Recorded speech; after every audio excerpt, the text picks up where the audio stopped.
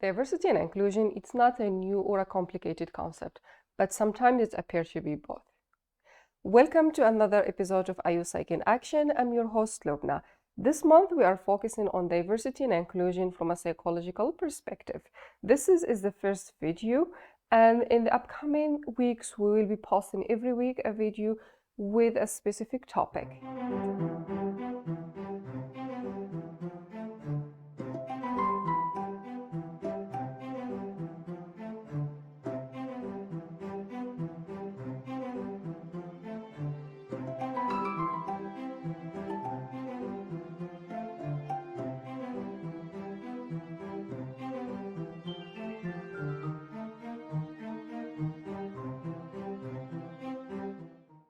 In this video, we are focusing on unconscious bias, prejudice, discrimination, and stereotyping, and how they can affect our behavior and our reaction to others. We can think of diversity as the gateway and inclusion as the pathway. Inclusion is what happened before and after a decision in which people are formally brought into a group. Think of diversity as the gateway to organization, communities, and school. Inclusion is the moment that shapes those decisions, is what happened before and after those decisions are made.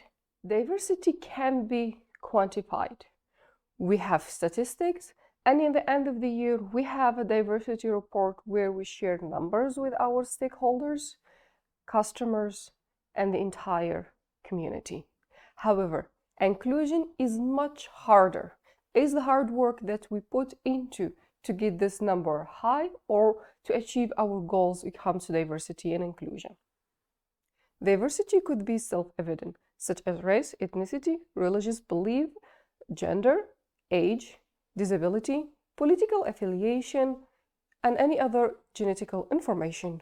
Or it could be more inherent, such as educational background, training, organizational tenets, sector of expertise, or even personalities such as introvert versus extrovert.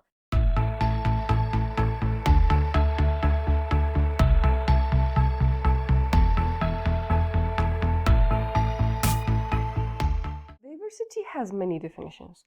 In this course, we're focusing on two types of definitions. The first one refers to the difference between an individual on any attribute that might lead to the perception, then the other is different from the self. This definition of diversity adopts an individual focus. It refers to the number of differences between individuals. This definition addresses questions such as who am I as an individual and who am I as a group member. The second definition of diversity adopts a group focus. Diversity under this definition is defined as the collective number of differences among members of different social units. In contrast to the first definition, that focuses on individual identities, this definition answers questions such as who we are as members of different groups. It is important to understand diversity from an individual and a group perspective. Before moving forward, let's discuss the big three: prejudice, stereotype, and discrimination. Social psychologists have spent substantial research efforts studying stereotype, prejudice, and discrimination and how they affect our response to others. The cognitive component in our perception of group members is stereotype, the positive or negative belief that we hold about the characteristic of a social group.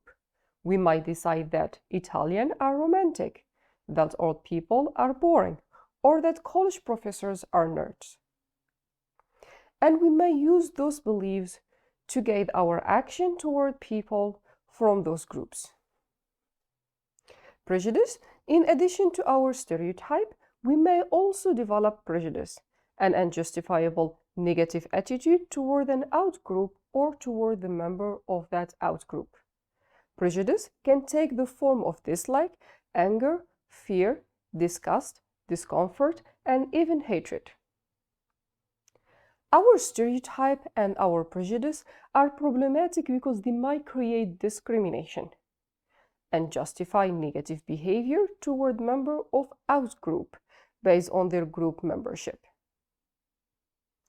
Prejudice include all three components of attitude: affective, behavior, and cognitive, whereas discrimination just involves behavior. Stereotype and prejudice have a persuasive and dangerous way of influencing our response to others and our own behavior. For example, from the novel Pride and Prejudice by Jane Austen, we see the main character, Mr. Darcy, doesn't see Elizabeth as a suitable wife due to her social class. In real life, this might translate as treating a co-worker differently because of their group membership, physical appearances, or their disabilities. In the description, you will find a link to Project Implicit, a collaboration between international researchers who are interested in implicit social cognition, thoughts and feelings that are outside our awareness and our control. The website offers multiple implicit association tests. Take one or two and see, do you have any unconscious bias that might be affecting your behavior, your interaction with others? You never know.